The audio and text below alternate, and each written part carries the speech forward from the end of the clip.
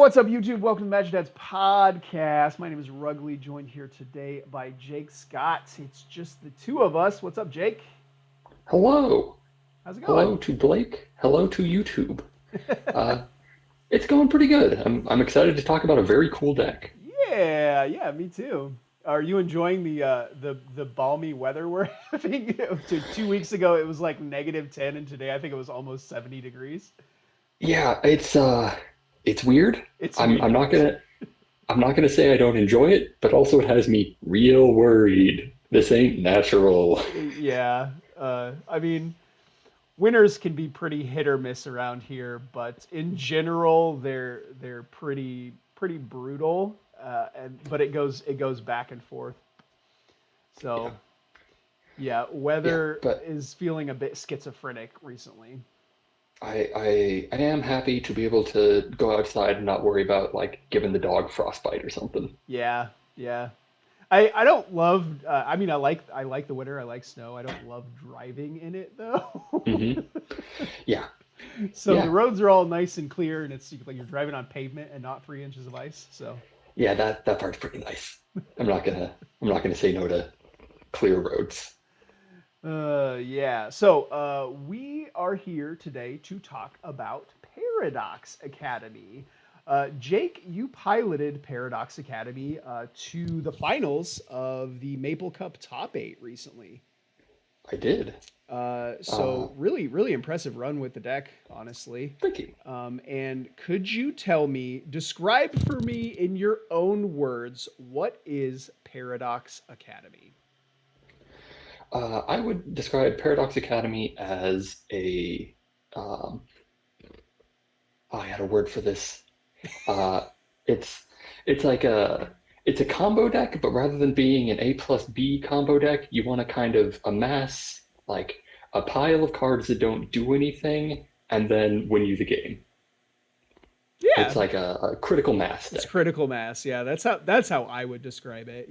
Once you get to a point where you have a ton of mana, you can just kind of overwhelm your opponent with your mana advantage. Yeah, yeah. My game plan with Paradox is I'm gonna sit around and play some mana rocks, and then when I have about 10 mana, I'm gonna probably kill you. And in my experience playing against the deck is yes, that is exactly what happens. Yeah, So don't let you get to 10 mana then. yeah. You need to punch me in the face as hard as you can, and hope that I don't draw one of my seven Wheel of Fortunes.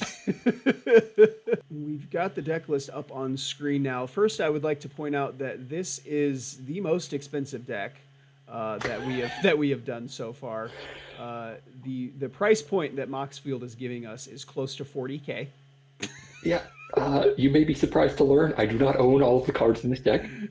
Uh, I Fist had pumps for unlimited proxies. Oh yeah, yeah. I was printing out the proxies the day before, and there was like 50 cards that I needed.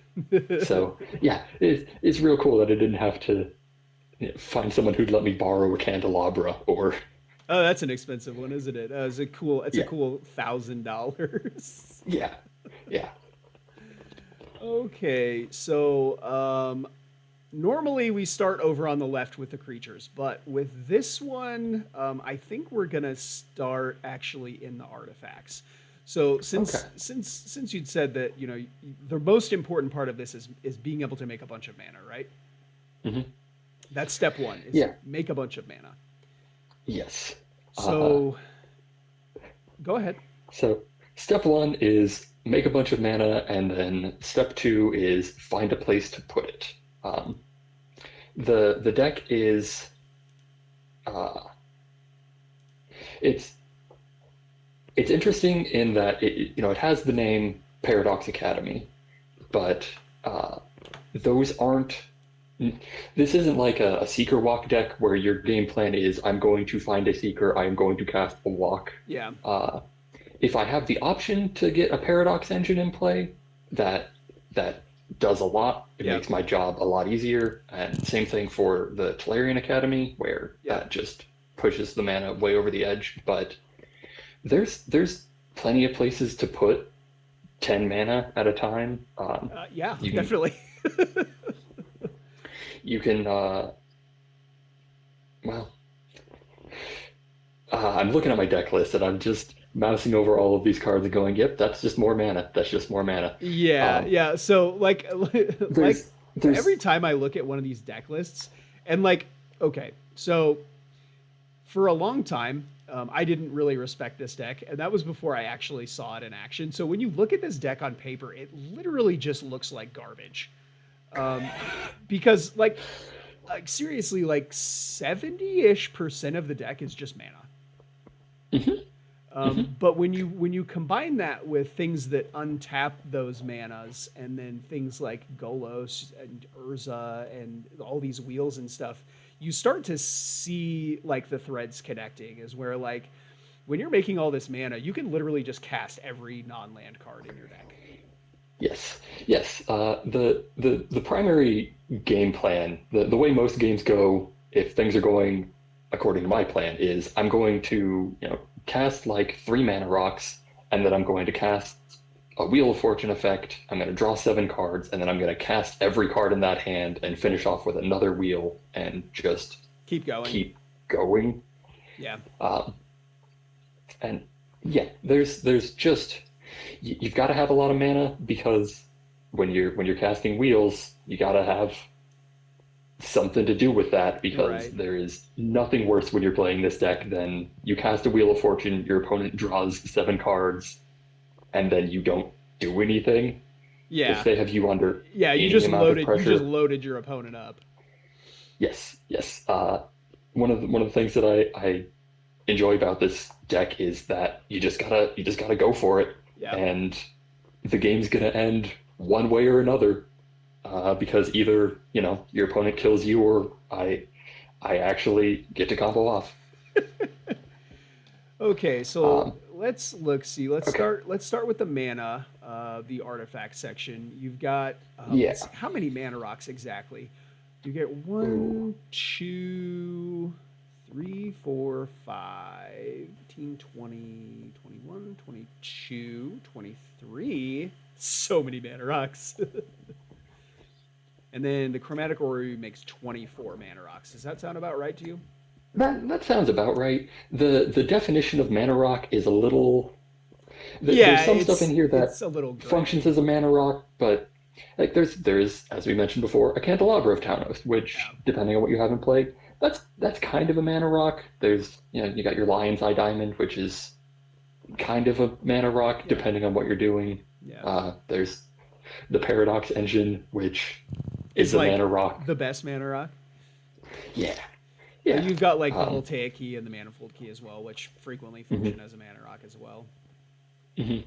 So most of the artifacts are mana, and then other things that are not just about adding mana.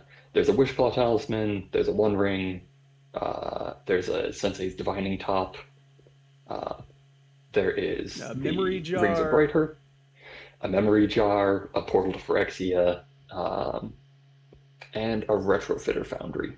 Yeah. So a lot of those are just ways for you to kind of manipulate your library, help you find, Mhm. the correct pieces that you need. I There was one game where I counted over the course of 2 turns, you drew 15 cards with the one. Yeah, yeah, Which is uh, like that is exactly what I want to do with my life. Like yeah. Yeah, this is a deck that has existed in Canlander for as long as I've been paying attention to it. yeah. People have been trying to use Tolarian Academy to cast big artifacts forever. But the last few years have been real, real good to this deck. Yeah, 100%. The the printing of the One Ring just it makes your life so much easier. You can just, if I get a couple mana rocks, I get a copy of the One Ring, and I get my Paradox Engine in play. That's it. The game's Yep. just gonna end Yeah. because there's a chance that I fizzle out, but when the only thing that has to happen is I draw like a mana rock and then I get to see 5 more cards, it's just so unlikely now. Uh-huh. 100%. And when you have all of that mana, at your disposal, it's like one like 4 mana to you is like the equivalent of 1 mana to somebody else. Yeah, yeah.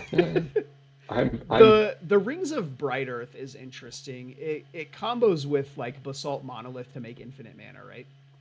it combos with anything. That is one of the most powerful cards in the deck. That was Uh, what I was gonna ask. Was like, um, I've seen this card played in Commander pretty frequently, but like it it makes infinite mana with, well, I guess the Grim Monolith too, right? Or no, that's just no, neutral. That's not the neutral. Grim Monolith.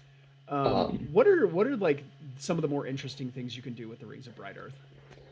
okay, so Rings of Bright Hearth and a Voltaic key and an artifact that taps for 4 mana generates infinite mana because you can tap the artifact, you go to untap it with the key, you untap or you copy the untap ability with the rings, and you can untap the key itself. Twice, yeah, and float mana. Yep. Yep. Um, it lets you draw an extra card off of, well, no, it lets you double activate the ring effectively. Um, Rings will let you use, it'll combo with one of the lands, Minamo, School of Water's Edge. Um, if you have an Academy in play, you can tap the Minamo to untap the Valerian Oh, Academy, it lets you copy and then, any activated ability. I was just thinking it was uh-huh, artifacts. So you can like yeah, you can double Golos's triggers you can double go those. or Yeah, activations. I mean, that's fun. yes, it it just doubles anything. That yeah, one of the keys to winning without your Academy or Paradox engine in play is just if you get a Rings of Bright Earth, there's there's a real good chance you can do something real broken with that. Yeah, and then other things is like you've got the Wishclaw Talisman. Obviously, are you playing Opposition Agent? No, I am No. not. Yeah, you don't need I that because like if you're activating the Wishclaw Talisman, they're probably already dead, right? Yeah, yep. Hopefully, I'm activating the Wishclaw Talisman twice and then going getting some combo pieces, and Oh, that's because that's the end of the game. you can You can untap it with untap the it. activation on the stack. Oh, that's Yeah. gross. Uh, Uh, um, yeah. The Wishclaw Talisman was one of my more recent additions to the deck. yeah. The point spread is you can kind of do what you want. Academy only being 1 point, and Tinker being 3 means there's options that you have. You could just play a couple mocks. This version is on Soul Ring, Tinker, Academy, Mana Vault, and Wishclaw Talisman. Yep. Um, the version that I played a couple weeks before, um, it was on um, Mana Crypt instead of Soul Ring, and Okay. then I didn't have the Wishclaw Talisman, and that's a choice that's maybe not correct because Mana Crypt is obviously very very powerful, Yeah. but I like Having having access to that extra. extra tutor is really, really good. And another thing Yeah, that might not seem it might not seem that crazy up front, but I think it matters a lot is like your worst enemy is a fast aggro deck, and Mana Crypt will hmm help them along so much. yeah, yeah. If the game's gonna end on turn 4, expecting my opponent to deal 20 damage to me, that's like a high bar to clear. But if I lose a couple crypt flips and they only have to Right. deal 14 to me, that's much more doable. Yeah. And yeah, it's Yeah, it's a little definitely. bit of a liability. You've also got this memory jar. Yeah, So one of the I coolest things that I saw you do was you had a turn where you were going off, making 1 million mana, and you had activated a memory jar at some point in the turn, along with I think one or two other wheels. But then you started casting capsize on all of your opponent's mhm. permanents, and I was like, oh man, I'm a sucker for capsize. I love that card. But then Me too. at the end of the turn, your opponent had to discard all those permanents, and I was like, oh god, oh Yeah, god. yeah. It There's a was couple. truly the daggers. Like, oh man. Yeah, there are a couple things you can do that keep you from just dying if you try to go off and fail, and capsizing all of your opponent's permanents and making them discard them. That effectively ends the game, even if they're still at 20 life. I love capsize, man. It's it's brutal. It is not a fair Magic card. You've got you've got a copy artifact, which I mean that seems pretty straightforward, right? You've got all these super powerful Yeah, artifacts that you can just copy for 2 mana. yeah. Um, It Copy doesn't. artifact. I think copy artifact used to be a point a long time ago. I think so too. If I remember correctly, Yeah, copy artifact was 1 point when I started playing Canlander. yeah. It it it's not going to copy any of like the most broken stuff. You're not going to be using it to copy your chromatic orrery unless you just need to use it as a ritual, which it does let you do. Yeah. Um, my favorite thing that I get to do with it is reset my ring so that I don't die. Oh yeah, sure. That's a huge upside. Yeah. Um, yeah. It's always gonna have something decent to copy, Hmm. even if it's just another copy of a signet or something. That's fine. Sometimes you just need a little bit more mana, and it gets the job done. And then Uh, the fast bond also the kind of fast caught me bond. off guard, but once I saw what it did, I was like, oh yes. See, when Hmm. you're drawing all of these cards with these wheel effects, you know you're going to draw several lands each time. Yeah. And being able to just put those lands into play and use them immediately, it's just like adding more mana. And like at that point, you don't care if you're losing a life each time. Hmm. Uh, a a fast bond, a capsize, and a Tolarian Academy can go not quite infinite, but close enough to Pretty get the job done. close. Yeah, I will take activating an academy for every point of life that I have. That seems pretty good. Yeah. I got 19 life. All right. Nice. Yeah, yeah. Let's talk about. So we've talked about capsize quite a bit. What are other interaction points you have? So you have this pact of negation. Uh-huh. Um, I did see you cast that, and I mean, it won you the game. I yep. don't recall which game it was or what you countered with it, but your opponent had the answer, and you just had a pact. It is real key against stuff like a Hull Breacher coming down. Um, Yeah, this deck just really lives and dies by, those wheels. yeah, yeah. So sometimes you need, and You you're you want wheeling the your whole breacher opponent. to be on your side of the battlefield, not on their Yes, side. yes, yeah. And when you're casting 2 or 3 Wheel of Fortunes in a turn, with the prevalence of like really cheap interaction and free spells in Canlander right now, it's important to have something in your deck to stop them from like, I don't know, I'm gonna Solitude your Golos in response. Yeah. Um, The only there, other one that I really see is balance, right? there's a balance. There's a portable hole in the artifacts, Oh yes. which Oh, and then you have the is portal to a New Phyrexia as well, or portal to yes, Phyrexia. yeah.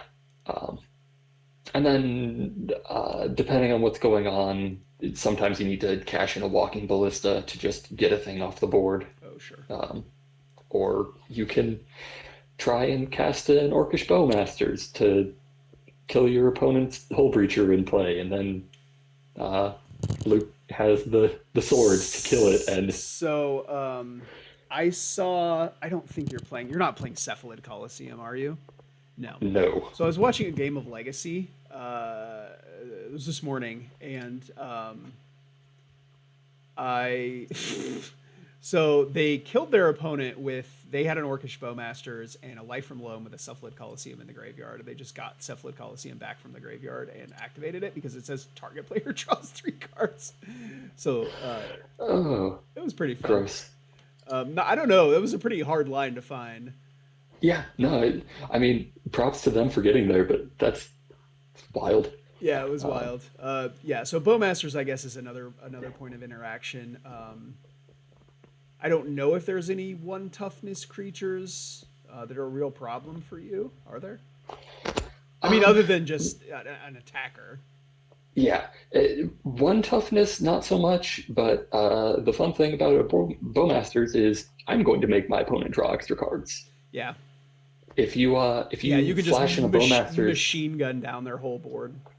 if you flash in a Bowmasters on turn two and then untap and cast a Wheel of Fortune, you have the ability to deal 17 damage to your opponent. Yeah, that's fun. So Oh wait, I that forgot could. about the most fun interaction that you're playing. It's this Ugin the Spirit Dragon. That's the best. Uh, I don't know if he is. No, he's the Uh, best. I'll stand an Ugin. he's he's he's he's big and he's powerful, but what he's a card that I'm kind of unsure about in this Yeah. version of the deck, Mm-hmm. because I am playing some more creatures that I want to have in play. Sure. So, in a normal artifact deck, you can feel very confident that you can just play the Ugin, wipe the Right. board, and then you're set. But I would really like to keep my Hull Breacher or my Narset, or so That's fun. he's Um, he's good. He does lightning bolt your opponent sometimes. yeah. This it's not really a deck where you want to like just bolt them over the course of several turns to death with an Ugin. No, Um, no. but still, I love that card. So yeah, let's talk about the Planeswalkers. So you've got Sure. Narset Parter of Veils. This is something that combos really nicely with those Wheel of Fortunes, and it also Hmm. lets you dig for your combo pieces. Seems really, really good in this deck. Hmm. You've got Oko, Thief of Crowns, obviously. I guess this is another point of interaction. It You can is. invalidate some of your opponent's best cards. Um, Yeah. He I also just think makes there was artifacts for you. yeah, it does make artifacts. I think there was a game where your opponent had a Shieldred, and you just turned it into a elk. Shieldred is really bad for you too, right? Yeah. Yes. Uh, yeah. The same cards that are very good in this deck are Very brutal good against against it. it. Yeah, Uh, definitely. yeah. Oh, My opponent resolving maybe a we should Bowmasters cut is maybe we should cut Ugin for Shieldred. How about that? it. It's a thing that I've thought about. I I really like the Sheoldred. Uh, Double black Double black is is so hard to get rough. to. Yeah, I get it. Sahili, Uh, Sublime Artificer. So this card is like it's one of those cards where it's kind of the theme of this whole deck. I do not respect this card enough. Like turning any one of your servos or food tokens or whatever into like I don't know a second copy of Paradox Academy or whatever. It seems really really mhm. good.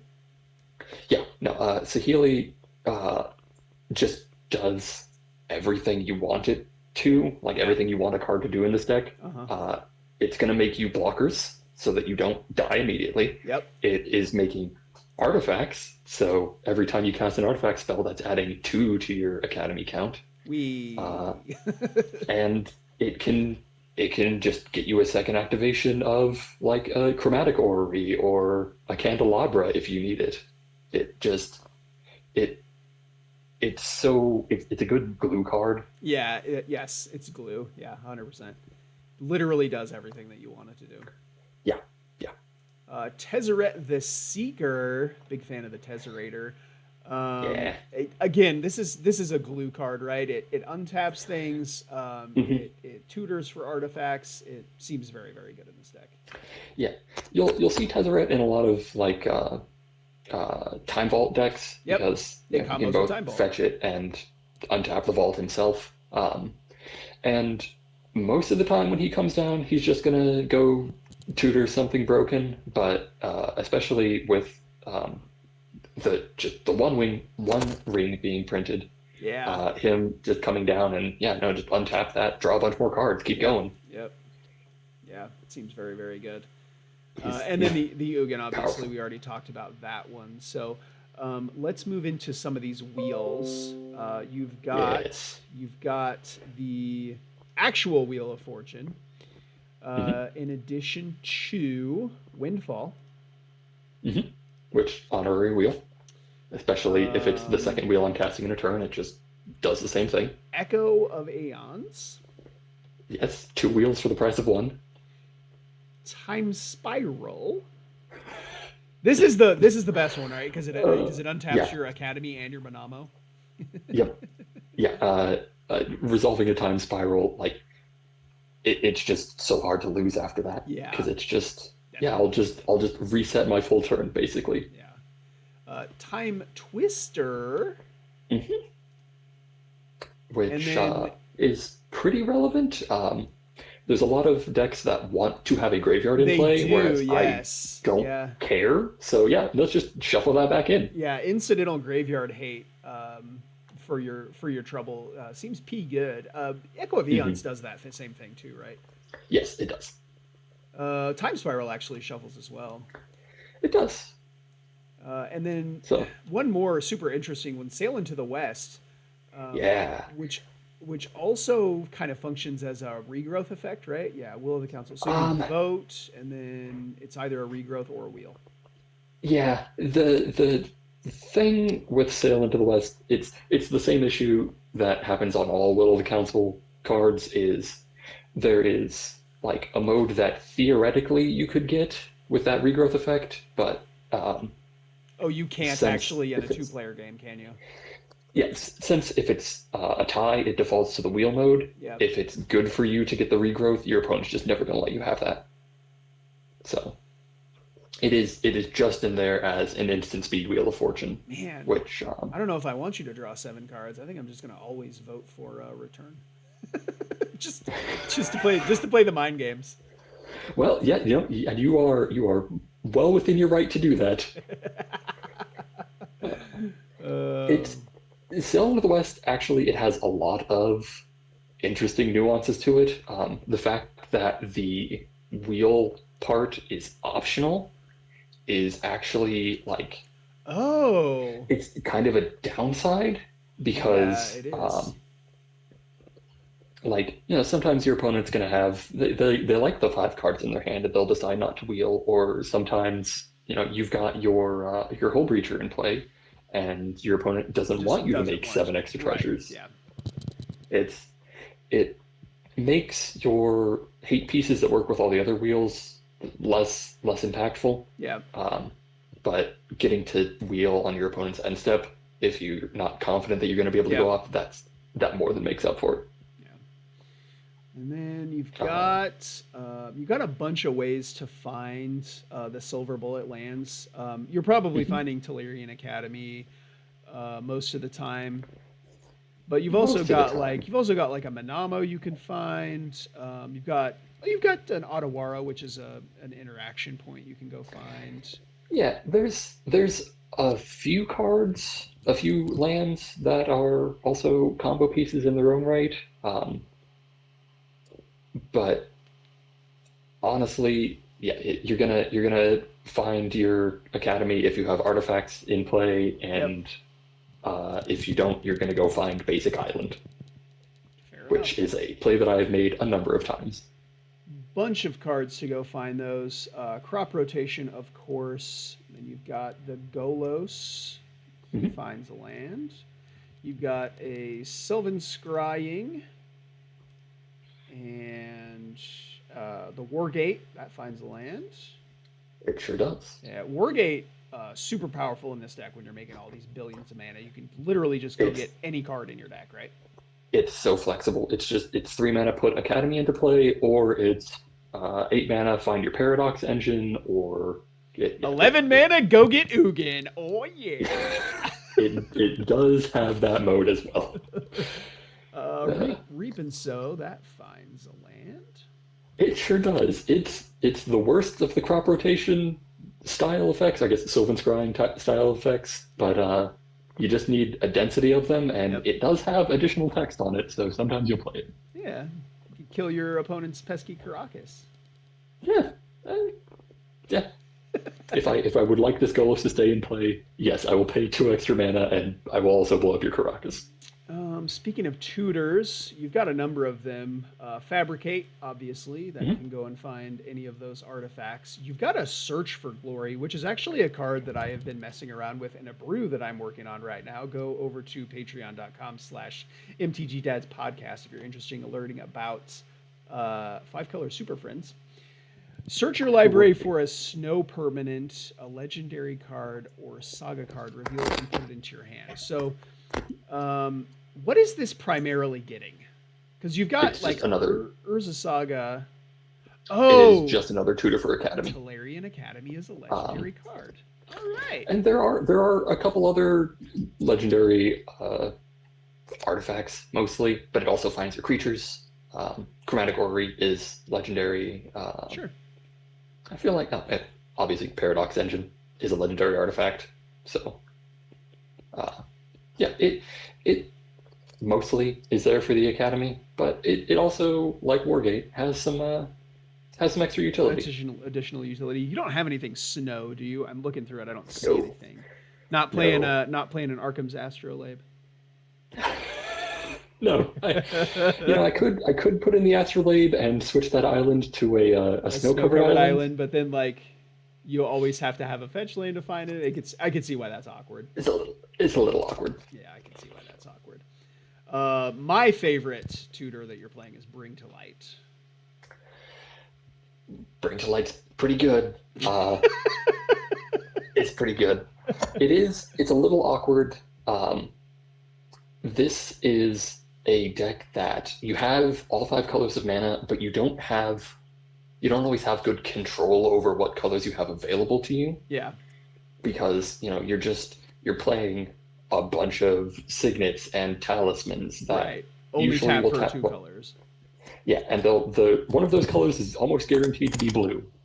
So you're I I find that getting to three colors for Bring to Light is usually doable, but not always. And getting to the full five is pretty difficult. Pretty difficult. Sure.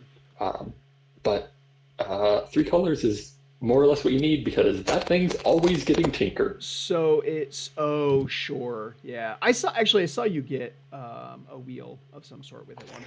Sure, it does have other modes when Tinker's not going to do it, but I just I just want more copies of Tinker in my deck too. Yeah. Speaking of Tinker, that's a sweet tutor that you're playing. Yeah, puts the artifact into play.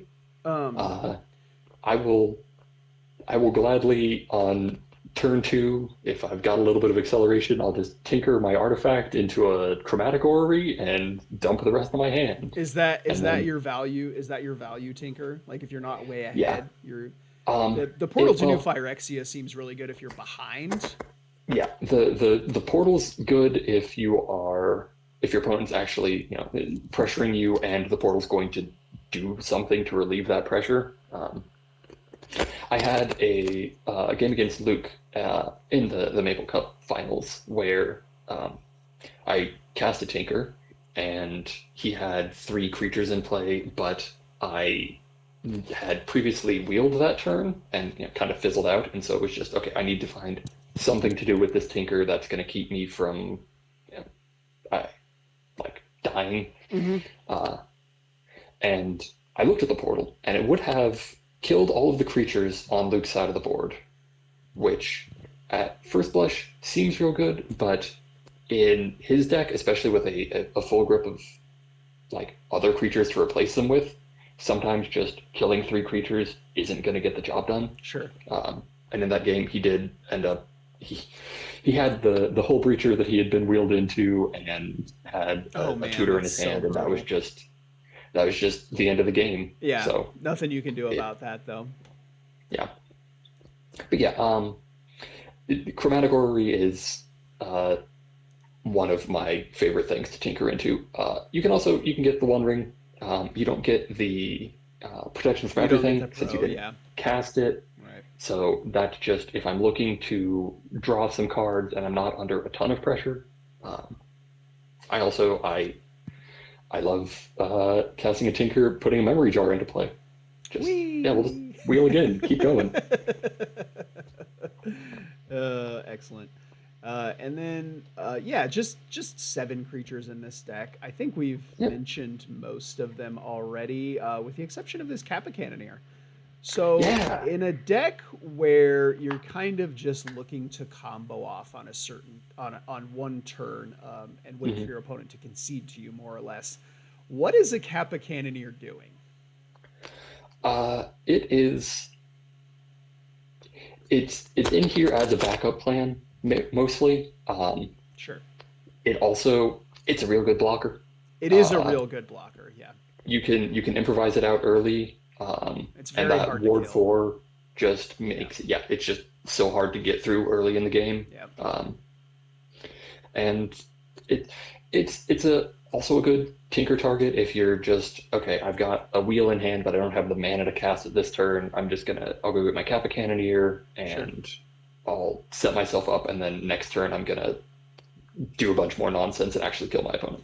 So so kind of it's just like it's a big defensive element that has a lot of synergy with your deck.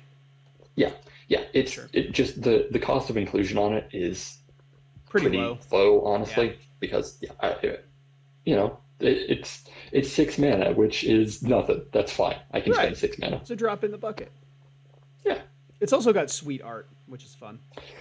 yeah, yeah. It's a big turtle cannon. Yeah, Who I love doesn't it. love that? I love that little guy. Yeah, It's like Blastoise. yeah. I guess we didn't talk about Urza Lord High Artificer much. This card is cracked. No, yeah. I don't know what all. We don't need to sell you on Yeah, playing I don't think Urza. anybody needs to be convinced that this card is insane. He Whoever thought does. putting There's Mind's Desire on a creature was a good idea was probably on drugs. That's fine. yeah. It also turns all of your artifacts into Mox Sapphire, which is fun. It Oh, does. but wait, It there's does. more. It makes a Karnstruct when it comes into play. As if that Mhm. wasn't enough, it also has 4 toughness, which, believe it or not, against the aggro decks, is pretty hard to kill. Pretty relevant. Yeah. Urza is one of the cards that enables you to like there are weird games where you will end up being on the beatdown where you realize, well, I'm not gonna combo off. I just have to reduce my opponent's life total to zero the old-fashioned way. Yep. And Urza and Urza's Saga. That yeah, I'm just gonna make some constructs and they're gonna be huge and Yep. that'll carry me to victory. Yeah, yeah, you can do sort of a mid-range thing, a good Yeah, mid-range impression. an Um, okay mid-range impression. yeah, It's I it's not it's not great. I think that about covers anything. Did we miss anything? I think we got most of it. Yeah. Want to Go through talk the about any lands, see of if the there's lands specifically? We did talk about yeah. Manamo. Manamo is one of the most impressive cards in here. Next to the Tolarian Academy, making a billion mana. Manamo Hmm. untapping Tolarian Academy. Manamo untapping the One Ring. Manamo untapping Hmm. Chromatic Orrery. Like it's so good. Yeah. Yeah, honestly, the mana base for this deck is it's not especially interesting in my opinion because you're playing the blue duels and you're playing all of the artifact lands Yep. and that's most of the cards in there, and then there's some combo pieces. You've also got this Spicy Deserted Temple, which is a card that I completely forgot existed until you It's played it. I was like, that's that land that untaps lands. And I uh, had to go look up what the name of it was because I couldn't remember. uh it does a bad Monamo impression, but if you got a Rings of Bright Earth in play, bad Monamo is pretty good. Pretty good, yeah. You've also got a Mishra's Workshop. I do. Obviously, it's an artifact deck. If you It's start with this thing, you can just chuck out a bunch of these mana rocks and have a million yeah, mana when you untap on turn 2. yeah. Hard to turn down a Mishra's Workshop. Uh, Not being able to cast the what is it, like 30 cards in my deck that aren't artifacts, a little awkward, but very willing to pay that price. Yeah. I also love that Kaha Foglio art. Foglios have amazing talent. Absolutely. And then guess the Inventor's Fair. You probably get that occasionally off of one of your land tutors. Yeah, sure. It You can convert a land tutor into an into an artifact tutor, artifact which tutor. is Yeah. powerful. Uh, yeah. Oh, I do. Ooh, you've given me a platform, so I'm gonna rant about a couple cards. Let's do it. Gemstone Caverns. Uh, it's real powerful. Hate playing it. It's in the deck because I know it's good. but it just, oh, it sucks. I I hate having to take a mulligan, and if you are on the play, it's just like the worst land in the deck. Yeah. It uh But then like there was that feature match. Was it from I think round two of the Maple Cup Finals where you started on the draw in game two with the Gemstone Caverns, and I was like doing the commentary over it, and I said something about I don't remember who your opponent was. Your opponent's on the play, and then you put a Gemstone Caverns into play. I was like, never mind, Jake's on the play. yeah, yeah, and that is nice, but oh, I wish I didn't have to play it. Yeah, discarding There's that also discarding that card is a real cost. yeah. Uh, Keen-eyed viewers might have noticed there is not a Chrome Mox in this deck. Oh, Uh, because you don't want to give up that extra card advantage. and because so often, it, if it's off of a Wheel of Fortune effect, it's pretty good. You get to play your Mox. Mm-hmm. Who doesn't love a Mox? Mm-hmm. But in an opening hand where you really need that acceleration, Yep. the cards that you have to pitch to it, Are the there's just are the there's best so ones. few. They're the best Yeah, there's so ones. few cards in my deck with that are colored and non-artifact Yep. that like a lot of the times I'll look at my first seven and it'll have six color or five colorless cards, a Chrome Mox, and my Wheel of Fortune. And Yeah, while I'm you not don't want to pitching the get Wheel rid of of that Fortune, wheel. Yeah, for sure. Interesting. it might not be correct, but boy, I don't like that card. The card disadvantage is just so brutal. Yeah. Teleria West, I guess that's probably just finding Academy most of the time, right? Finding Academy, it also can go find you your Walking Ballista. Oh, sure. Yeah. So when you need to finish your combo line, I've made 80 mana. Now what do I do with it? I'll cast a Sylvan Scrying. I'll get Teleria West. I'll convert that into a Walking Ballista, and now you die. Oh, it's so nice to have a billion mana. It's pretty nice. Oh, Okay, let's bring I this back up. do Sorry, nope, go ahead. I do want to call attention to Treasure Vault, which when you've got a bunch of mana and you just need to have even more mana, you can just convert that into a bunch of treasures, and then your academy taps for even more. It's great. Yeah.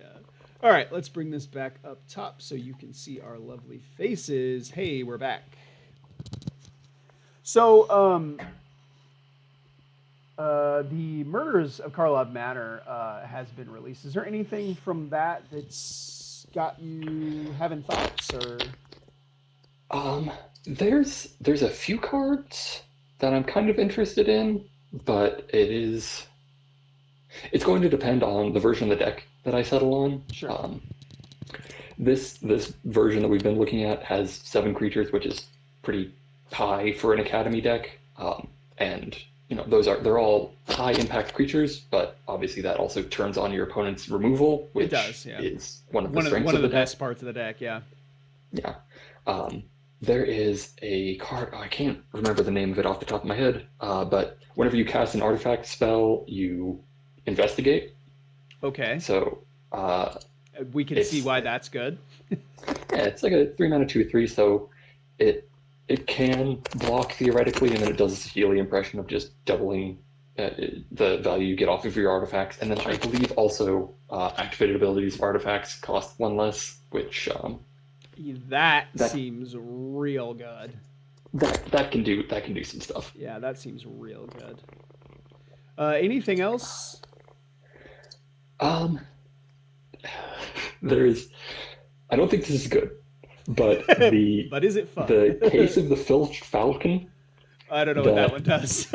it's a case. It's 1 mana. You when it enters the battlefield, you investigate. You solve it by having 3 artifacts in play, and then when it's Okay. solved, you can pay 3 mana to make an artifact into a 4/4 flyer. All right, let's go. Uh, I don't think it's good. I think it's kind of dirtily, but also that card is my white whale. I love it. I must make it work. Yeah, I mean, Uh, I kind of dig it as far as like, doing that mid range thing. Uh, yeah, also I seems have a feeling. also seems really sweet with like, I mean, a paradox engine just untapping all of your stuff, and then turning it into a bird, and then untapping it. And then, like, I don't know. Yeah, I mean, it does some stuff. Did you say it was I've it been was one? drafting. It's one blue mana and it makes a clue. Yep. Oh, that seems. I mean, that's pretty good. Yeah, it just puts an artifact into play for a blue mana. Yeah. It's not terrible.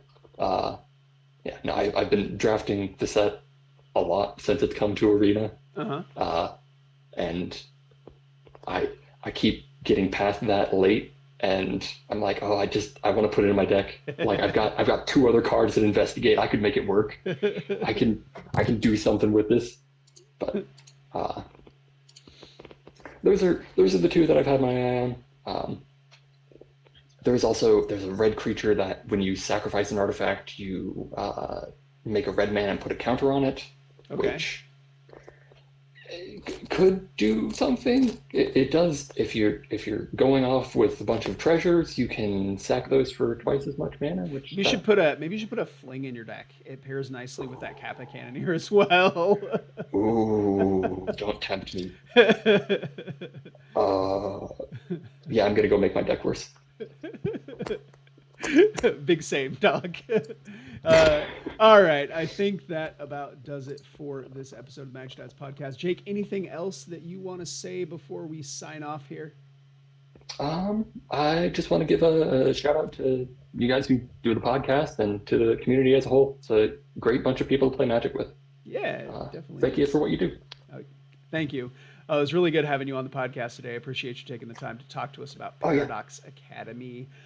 Listen, everybody, if you haven't done so already, please subscribe to the channel. Make sure you turn notifications on so that we get to annoy you every time we upload a video. And we just want to remind you that we're proud of you. Bye. Bye.